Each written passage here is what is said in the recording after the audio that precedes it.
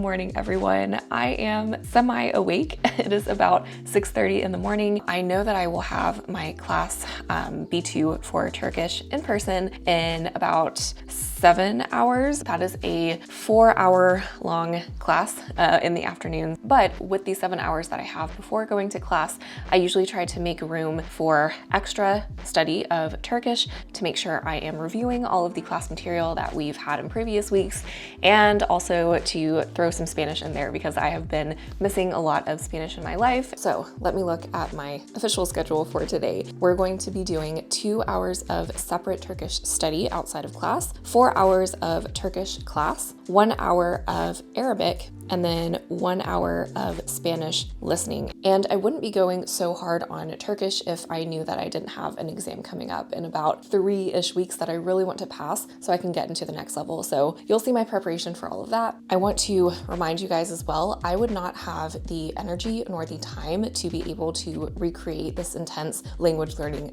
routine that I have set for myself. So I know that there's sometimes a lot of pressure for us to always want to study more and more and more and wish that we just had all the time in the world to study. And I have found that even for me, now that I have more flexible time and I can basically study languages full time at this season in my life, it is still very hard. So take inspiration, what you will, from this routine, but also just remember it is not necessarily to have success in your language learning. In fact, I do not recommend this to pretty much anyone over the long term. Let's get started.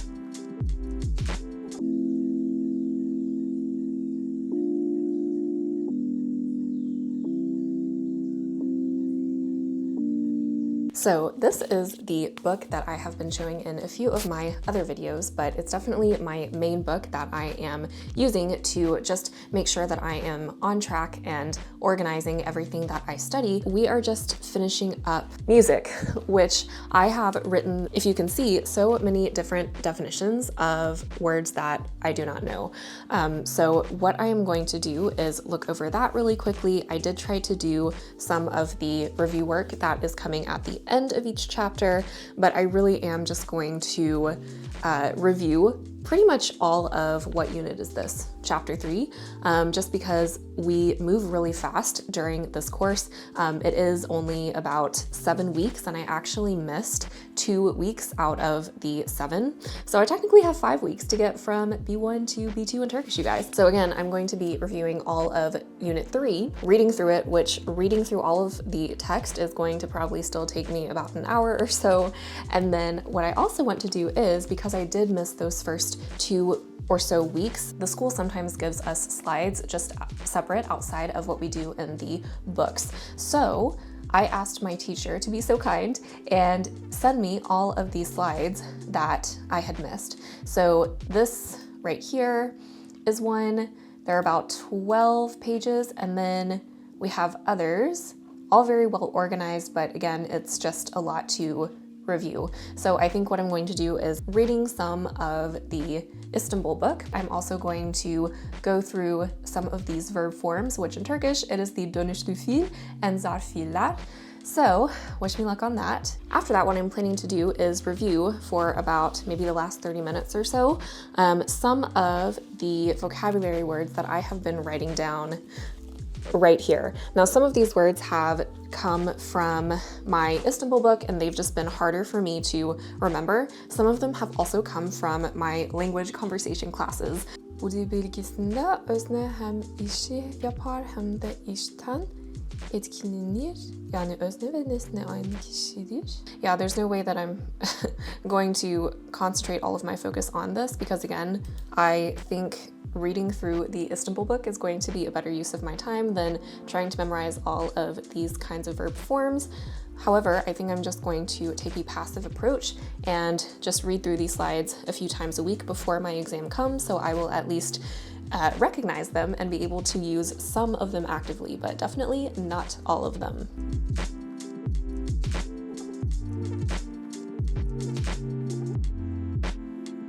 Okay, you guys, I've been at this for about an hour and 30 minutes. Time for a water break. So let me just say, while I do have a study break, I am realizing halfway through my course that this is a really intense process. I don't know if you've ever seen other videos that are made by people who investigate how maybe government officials learn languages so fast, or other language learners who dedicate, like me, sometimes 8 hours in one day to learn a language. Even just having a course that is half a day, plus having other languages to study, plus also having outside studies so that you can really solidify what you learned in class is a lot. And I have been out of college for about 6 years now. I feel like I am returning back to my university days when there was always a lot of pressure to do the best, perform academically the best, and then you will always be guaranteed to see results, right? Which is usually an A.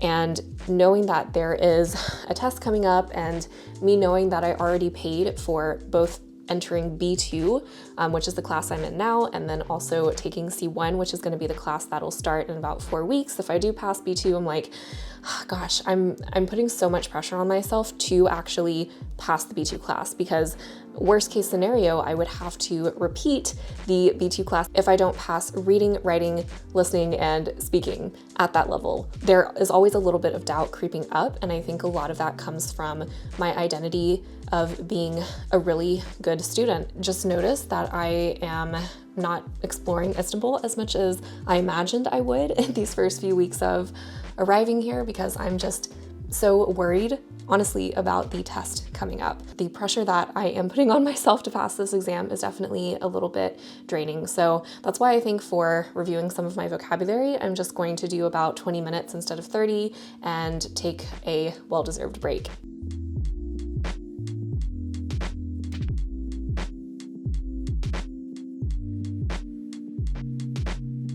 As you guys can see, I take a very relaxed approach to reviewing the words. I'm actually using some language stacking right now, so only defining the words that I don't know in Turkish in Spanish. 20 minutes goes by pretty fast when I am reviewing vocabulary words, which is really good because I'm ready for some lunch and also relax by watching some of my favorite documentary in Spanish. This is something that I really like to do with advanced languages because I can't be studying actively all the time, all of the languages that I want to maintain. But to at least have some contact with the language, just having a TV break and enjoying my food is a good way to go.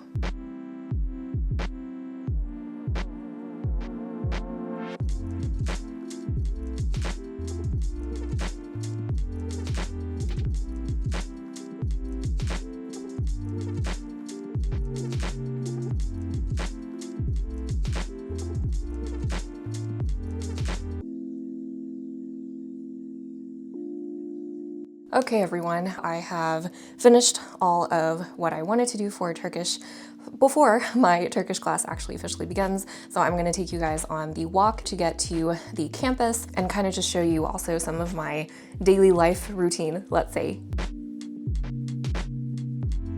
So we are at a decidedly less busy street. I have been noticing as I have been really intensely focusing on really improving my Turkish. I think I need a reminder that learning a language fast is not always the best thing for us. I think I'm going to still continue what I'm doing because I only have a few weeks until my exam and I really want to pass it. But again, I've just realized how much of a mental toll it's taking on me.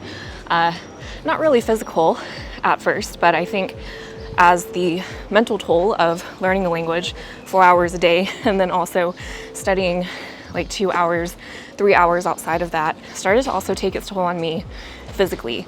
Whenever I feel like I'm about to be drained, it usually starts out as noticing some mental tiredness, and then it stretches out into my lack of energy. It stretches out into my physical energy. You know, even though I've talked about really fast language learning and that even for me, it's not the most healthy thing to do. you know, I'm grateful to have this point in my life where I can dedicate most of my time to language learning.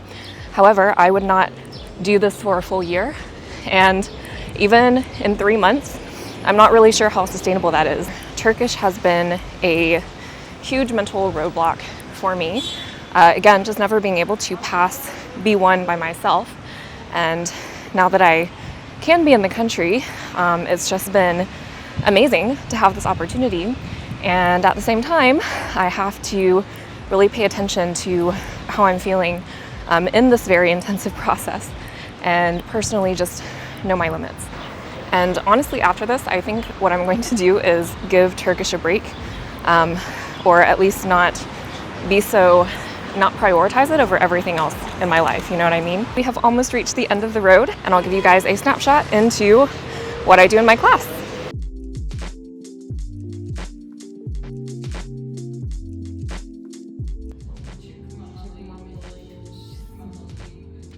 Ya yanlış buldu dedi, sizin dediğiniz doğru. Daha erken çıkmalıymışız.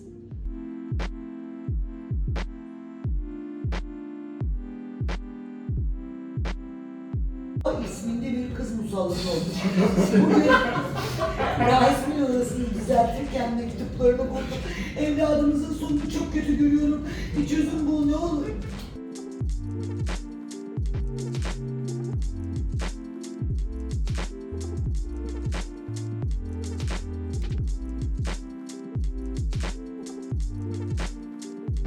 Okay, I made it back to my room. I had a pretty good class. I just got really tired at probably the last hour. I will be studying Arabic for about an hour, usually just with my app, because definitely at this point in my day, I have very low energy. But considering everything, I have had a pretty good day. Let's finish it out.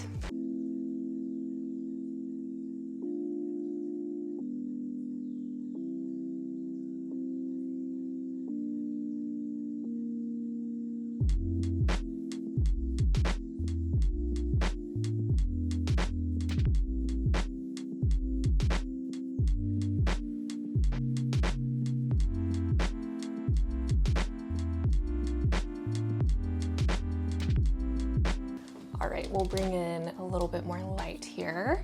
So I have finished a few chapters of Mango Languages. Again, I'm feeling very tired, so my 1 hour actually turned into just about 30 minutes. I've also made a really good friend who is originally from Palestine.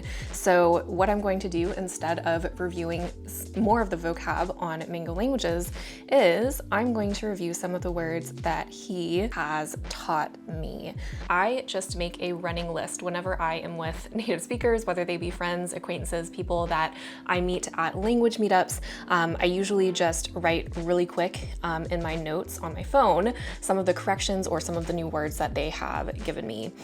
So I'm going to actually put in the words that I just showed you into Lingophant right here. You also see I already have a lot of words, 269 to be exact, for Arabic, but I really like this app. Sometimes making the flashcards themselves is a really long process, and then I can get very demotivated. So what this essentially does is you tap on Create, select your language. I usually like to put this in Spanish, one of my stronger languages. If you have been with me for a while on my channel, you know that I love to language stack. So we're gonna select Spanish instead of my language, my native language, English.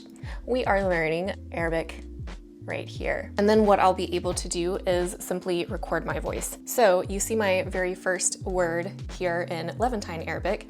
What I'm going to do, read this word, and then with the app's AI, it will create the flashcard for me automatically. عندي مجال للأكل. It automatically translates, which is really nice, especially when I'm low energy, just like this evening. But you can also see that it didn't write down all of my words. So sometimes I do have to edit in those last words or two.